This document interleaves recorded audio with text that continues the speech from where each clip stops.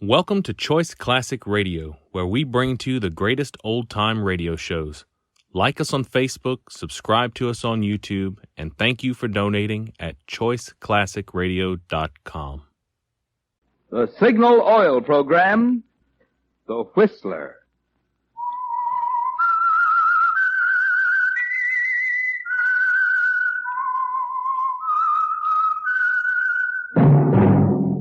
That whistle is your signal for the Signal Oil Program, The Whistler.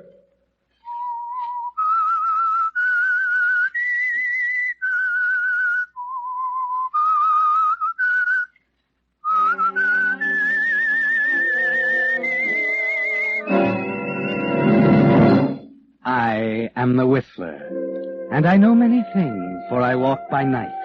I know many strange tales hidden in the hearts of men and women who have stepped into the shadows.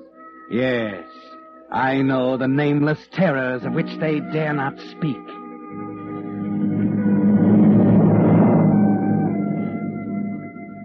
Yes, friends, it's time for The Whistler, rated by independent research the most popular West Coast radio program.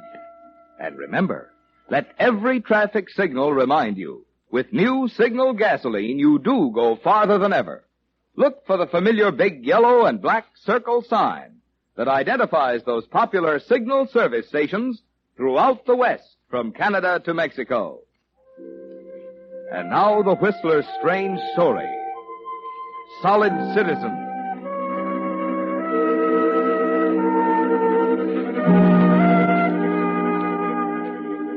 Worthington Potter was a solid citizen, cultured, able, and above all else, dignified. For dignity was Worthington's keyword. New England dignity, Back Bay Boston dignity, the right clubs, the proper friends, clothes from Brooks Brothers. For some years, he had acted as financial manager for Althea Kendall, a wealthy Boston widow who thought Worthington was a fine man, wise in the ways of commerce. Unfortunately, she was not entirely correct. Worthington, while long on dignity, was short on financial genius. A regrettable situation, since in his capacity of financial manager, he had occasion to handle large sums of money for Mrs. Kendall. Oddly enough, this is what brought Worthington to Mrs. Kendall's on what was to prove a rather crucial visit. You've been so quiet all afternoon, Mr. Potter. Are you worried about something? I was hoping I could conceal it, Mrs. Kendall. You have a strange power over me. I've been conscious of it always. Strange power? Mrs. Kendall, words are hard to find at a moment like this. Oh, really, Mr. Potter? Quite. Our relationship during the past 10 years has been, I trust, as pleasant for you as it has been for me. Well, of course, Mr. Potter. You're a charming woman, Mrs. Kendall. Why, Mr. Potter. I must admit that there have been moments when my impetuous nature came very near forcing me to cast aside dull business, to forget my position, to hold you in my arms. Mr. Potter, you felt like this for some time? Since the moment I first laid eyes on you, Mrs. Kendall. You will forgive me, won't you? I fear my heart has got a little the better of me. Please, Mr. Potter, don't feel that way. I admire you for saying it. Mrs. Kendall, Althea, will you do me the very great honor of Of what, Worthington? Of becoming Mrs. Potter? Oh, Worthington, I don't know what to say. Will you, Althea? Well, a girl has to have time to think, Worthington. One can't decide so suddenly. Don't think, Althea. Listen to your heart. I must have time. I'll let you know when you come next Friday. Say it now, Althea. No, I must get hold myself. Next Friday, Worthington. Next Friday.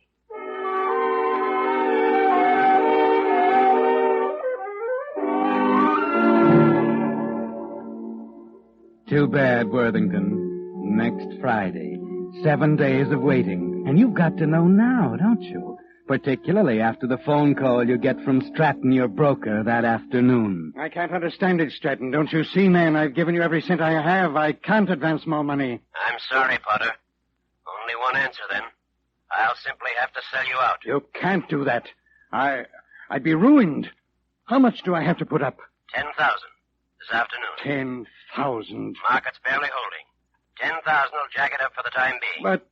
But listen, Stratton. Potter, this is your money you're playing around with, isn't it? How dare you? Sorry, old boy.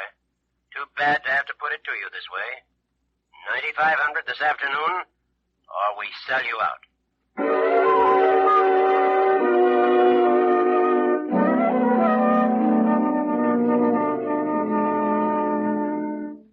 And it isn't your money, is it, Worthington? It belongs to Althea Kendall.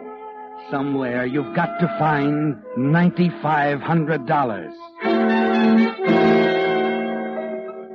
At 2:30 that afternoon, you're in the vault of the bank, going over the contents of Althea Kendall's safe deposit box. Yes, it's a desperate measure, but you're ready to try anything. Stock certificates, bonds, mortgages, but nothing negotiable. Nothing you can turn into 10,000 in cash. Then suddenly, you recognize something in the bottom of the box. An earring. A very old one with an emerald in the center surrounded by small rubies. You remember now. The mate to it was stolen years ago, and Althea has left it in the vault ever since undisturbed.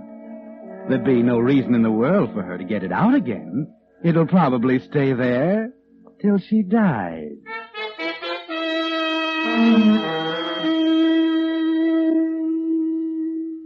Yes, Mr. Potter, I thoroughly agree with you. It's a very fine piece. Please come to the point, Mr. Graves. How much will you pay for it?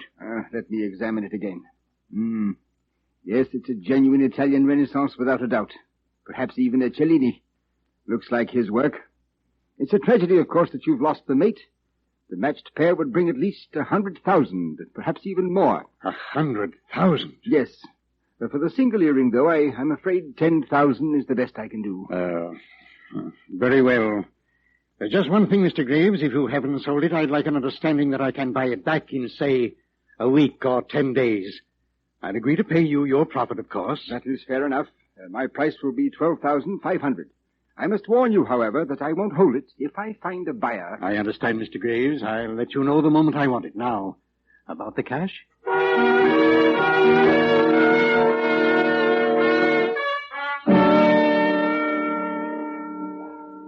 Yes, go on, Stratton. The 10,000 got here in the nick of time, Potter.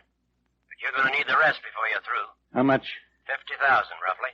You think the market will hold until, say, next Friday? I don't know. Can you have the funds by then? I'll get them, Stratton. I'll get them.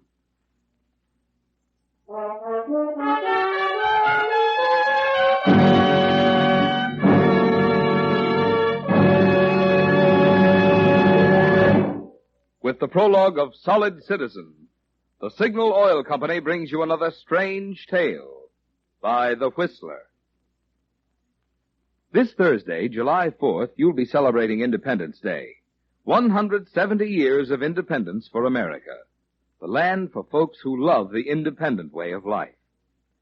Today, with more and more returning veterans expressing a desire to get into business for themselves, there's a tremendous rebirth of that independent spirit.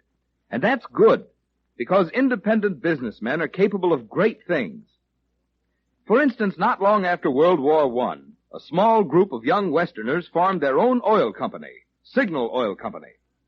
In the face of what seemed overwhelming competition, these determined young men succeeded in bringing to Western motorists the first anti-knock gasoline at regular price.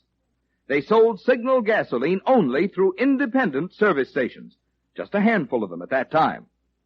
But motorists liked Signal products, liked them so well that the Signal organization grew and grew until today independent Signal dealers serve 7 western states from Canada to Mexico. Now, obviously, there must be good reasons why so many motorists have switched to Signal. You can discover these reasons for yourself by just stopping at your own neighborhood Signal dealers. There you'll find the tops in gasoline and automotive lubricants, backed by Signal's 15-year tradition of quality. And you'll enjoy more thorough, more conscientious service, because Signal dealers, being in business for themselves, have an incentive to serve you better. A fine example of the American way of doing business that has made and kept our land such a great place in which to live and make a living. And now, back to the Whistler.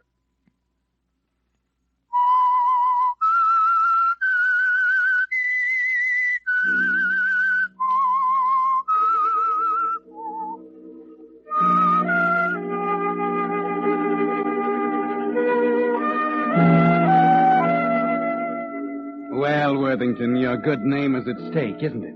Your dignity, your social standing, your honor. It all depends now on one thing. Each day you watch the stock tickers nervously. Each day you breathe a sigh of relief when the exchange closes and the stock is held. Yes, Worthington, only one thing can save you.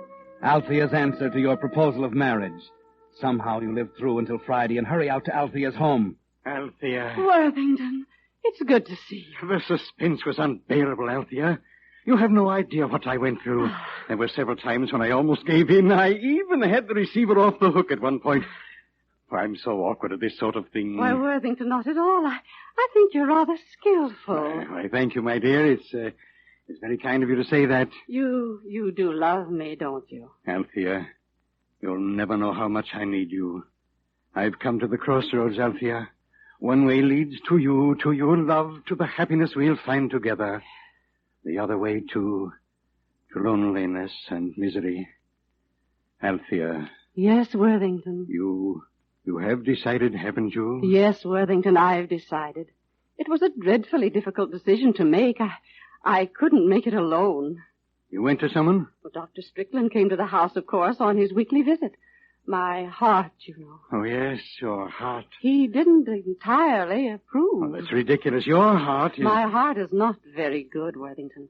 He was a little alarmed about my excitement. I see. I think we should be entirely frank, don't you, Worthington? Why, of course, Althea. The doctor suggested that perhaps it was my money you wanted. That's outrageous.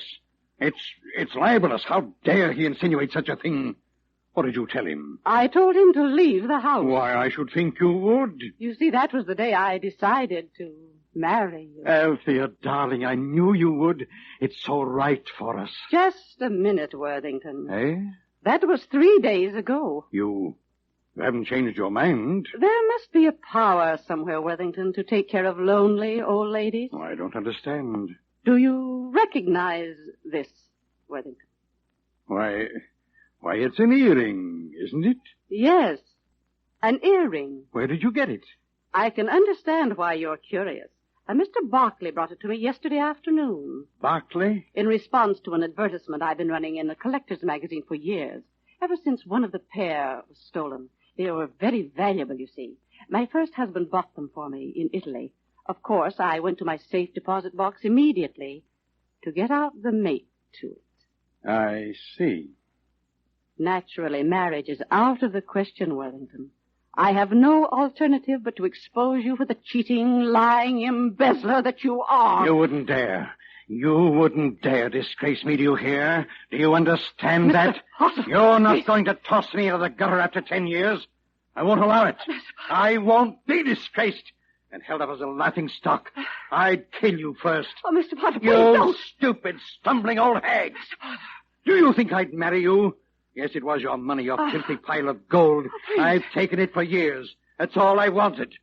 I bowed and scraped and groveled in the gutter for you, and you're not going to open your mouth, you hear? please, I Yes, beg you. I'd kill you. I'd kill you in a minute. Please, Right what? now, if I had to. Althea, what's the matter? She's dead. I didn't touch her. Her heart. Yes. The doctor was right. The excitement. Her heart.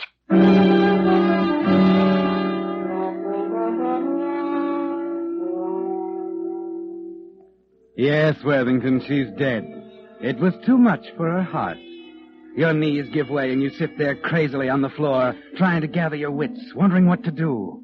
And then gradually you become conscious of something sharp in your right hand. The earring. There in your right hand is your reputation, Worthington. Your dignity. You're holding $100,000 in your right hand, providing you can get the other one. The mate to it you sold to Mr. Graves. Quietly you get up from the floor, walk to the telephone, and call Dr. Strickland. You'd better get over here right away, Doctor. I'm afraid she's gone in the excitement, her heart. The doctor is satisfied with your explanation, and you stay until he finishes the examination and completes the death certificate. But you're impatient, aren't you, Worthington? The earring is burning a hole in your pocket. And the moment you can get away, you hurry downtown to Mr. Graves' jewelry shop. I'm sorry, Mr. Graves is out, Mr. Potter. But I tell you, this is urgent. It's a matter of life and death. I've got to get the mate to this earring. Oh, well, I can tell you about that, sir. Eh? He sold it a few days ago to a man named Stryker. What? Who is Stryker? Well, he has an art shop in Trinidad, Port of Spain. He left Monday night by plane for Miami. Where's he staying? I believe he said the Bishop Hotel. When is Mr. Graves coming back? Oh, I could not say. He was very indefinite. Very well. You may tell him he can contact me at the Bishop Hotel in Miami. But where are you going? To get that earring. Good day. Hello? Now listen, Stratton, I am only going to tell you once. Sell 500 shares immediately, regardless of the market, and have the cash ready for me in half an hour.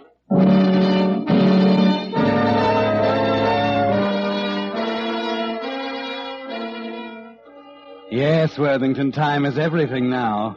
You're gambling for high stakes, aren't you? It's an 8-hour flight to Miami, but you don't relax for a moment. And long after midnight, you're hurrying again, this time in the lobby of the Bishop Hotel. A clerk is on duty. Please hurry, will you? It's very urgent. I've no time to lose. Stryker, you say? It's spelled with an I or a Y? Great heavens, I don't know. Try both of them. All right, sir. Now, let's see. Mahoney, Robertson, Seville, Stanley. Here we are. Algernon Stryker, spelled with an I. I don't give a hang how it's spelled. What room is he in? He was in 418. Checked out 5 days ago, Tuesday, I believe. No. Oh, but I have his forwarding address here if it'll help any. What is it?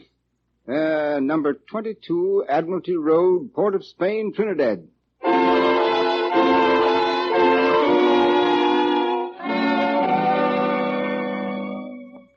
It's going to take you another precious day, Worthington, but you can't turn back now. Somehow you live through the plane trip to Port of Spain. Somehow you arrive at Mr. Stryker's curio shop on Admiralty Road. The clerk is very accommodating. Oh, yes, sir. Of course I recognize the earring. It's a handsome piece, isn't it? Please tell me, where's Mr. Stryker? Oh, I'm afraid he won't be back for a day or two. Been out on buying trips a lot lately. I see. You say you recognize the earring? Recognize, of course. Genuine Italian Renaissance. Offhand, I'd say it was a Cellini. You know, if you had the mate to it... Mr. Stryker has a mate to it. Oh, no, sir, not anymore. What do you mean? He sold it to a Mr. Bolanos in Miami.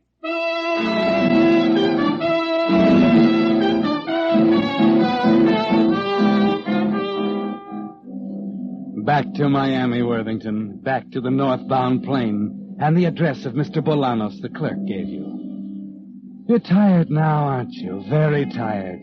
And there's something else. A terrible, stabbing suspicion in the pit of your stomach. You have a premonition of what's coming the minute you take the earring and show it to Mr. Bolanos. Why, yes, of course, Mr. Potter. It's the same piece. I bought it from Stryker and sold it to a Mr. Barclay. Barclay, yes, Barclay. Yes, it seems a woman in Boston had been advertising for it for some time. Barclay, of course, had been on the prowl after it for years. I believe he intended to sell it to her. I see.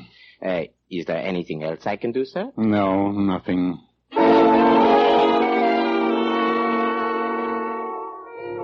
So that does it, Worthington. The bubble has burst. Ridiculous, isn't it? You're sure now, Worthington. The earring you've been chasing is the one you hold in your hand.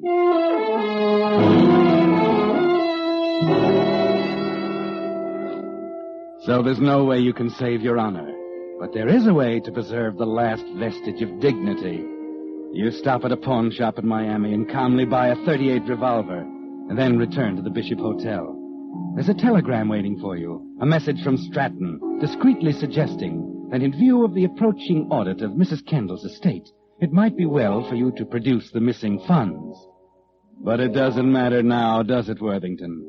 You go up to your room and lock the door. Place the revolver and the earring before you on the desk. Take out a sheet of paper and begin to write.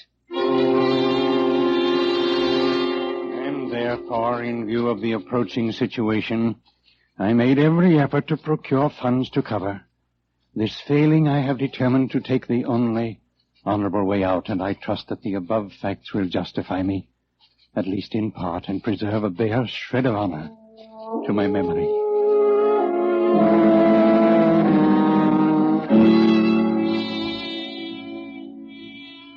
The earring slips off the desk as you write, but you don't even bother to pick it up. Calmly, deliberately, you seal the envelope and address it to the executor of Althea Kenyon's estate. And then, just as you pick up the revolver... Mr. Potter? Mr. Potter, it's the maid. Blasted maid at a time like this. Yes? I've come to clean, sir. You'll have to do it later. I'm very busy. I'm sorry, sir. I won't get another I chance. tell you, There's another thing, sir. The clerk told me to tell you there's a registered package for you at the desk. What? Yes, sir. It's quite valuable. He says he told me... Never mind. Yes, go on. Go in and do your cleaning. I'm going down to the desk.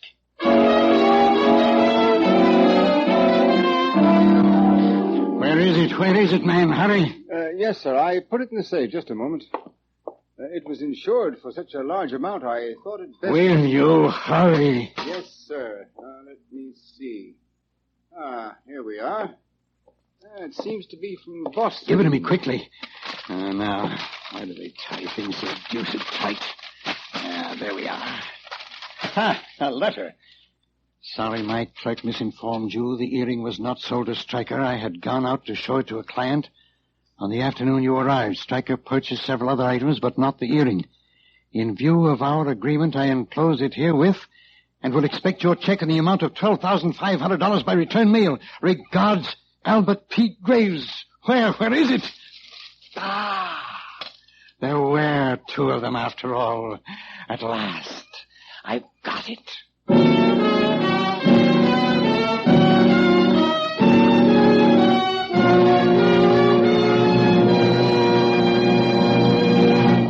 The Whistler will be back in just a moment with the strange ending of tonight's story.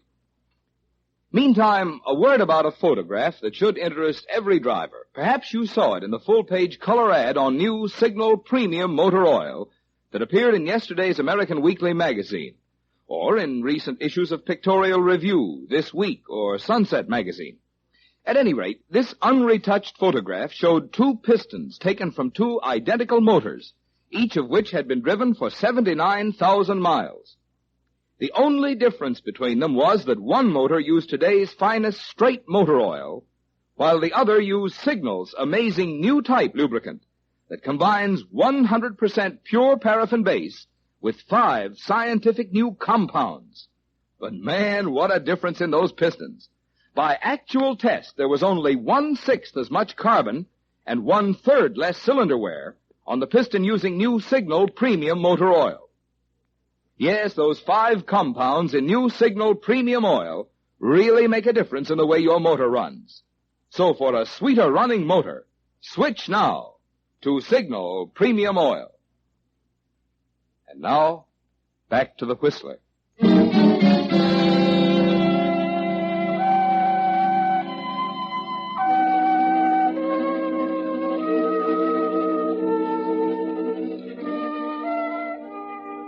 Well, Worthington, it was a wild goose chase, wasn't it?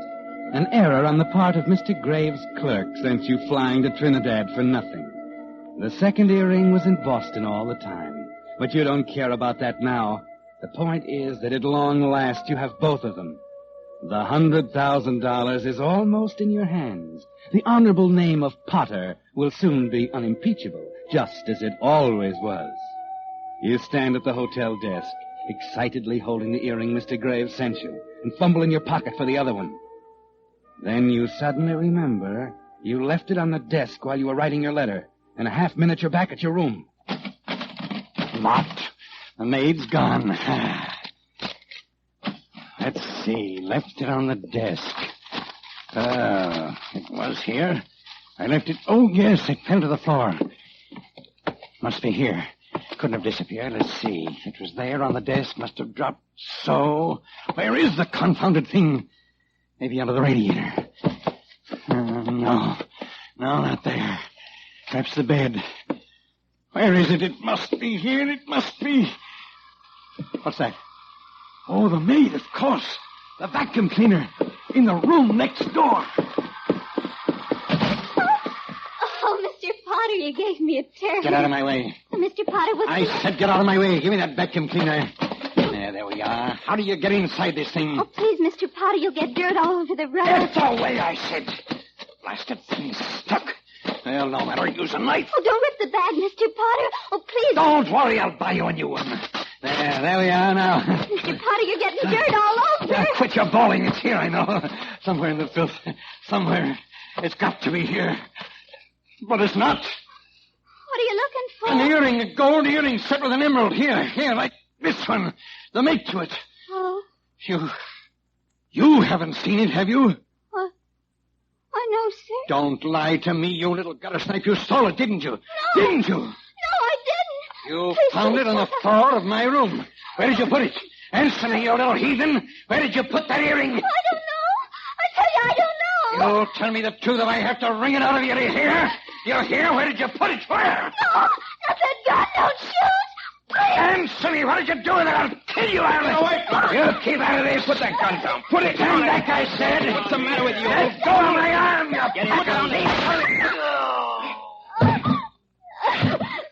Good work, Potter. There was nothing else I could do. He would have killed her. He's dead. He said I stole his earring.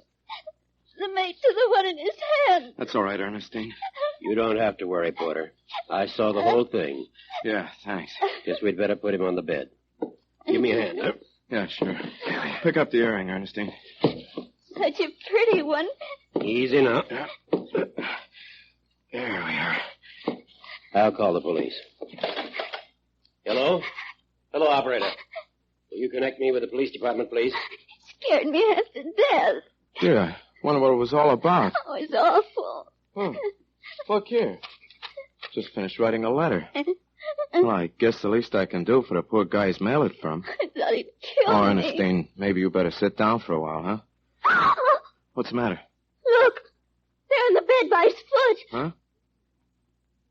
Well, I'll be. Fell out of his trouser cuff when we laid him down.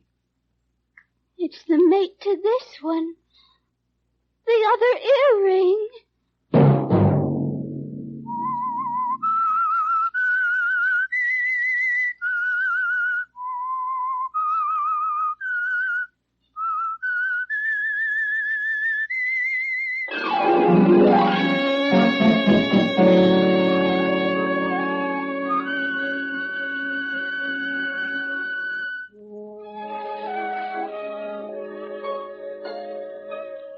Next Monday at 9 o'clock, The Whistler will bring you another strange tale. The Whistler is broadcast for your entertainment by the marketers of Signal gasoline and motor oil and fine quality automotive accessories, and by your neighborhood Signal dealer. Featured in tonight's cast were Norman Field and Leora Thatcher. This program, produced by George W. Allen with tonight's story by Harold Swanton, music by Wilbur Hatch, is transmitted to our troops overseas by the Armed Forces Radio Service.